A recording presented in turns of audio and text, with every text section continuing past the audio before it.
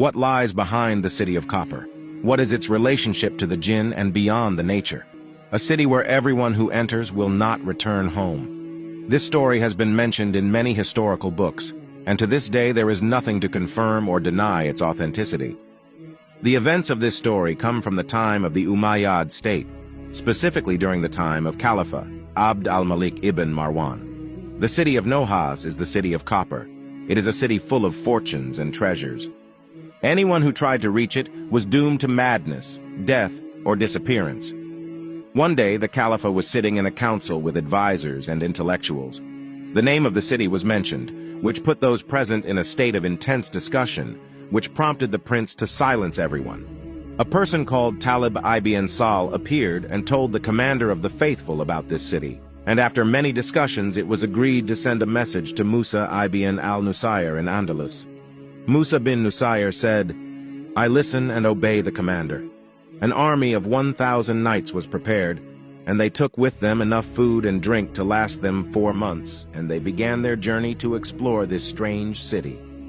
According to what was mentioned, the duration of their trip was 43 days. In another story, it was for 2 years. After they had traveled a long distance, they began to lose hope. They sat in a place and camped there.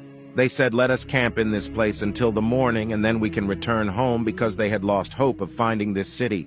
They went out of Andalus and went to places and roads where there were no traces or signs of the presence of humans. Suddenly, while they were sitting, a bright light came out from afar. Everyone was surprised at the source of this light. Moses said, "Let's go and find out what the source is." They arrived and were amazed by the sight of this city and its size. He attracted them in a strange way. The distance from their place to the city or this light was approximately 3 days' journey before they reached the city. They camped and slept for the night in order to continue in the morning. When they arrived in the city, Musa bin Nusayr sent one of his knights around the city to explore it and also find for them a door through which they could enter the city. The knight was absent for 2 days, and 2 days left searching for a door to this city. But he was shocked when he discovered that there was no door to this city.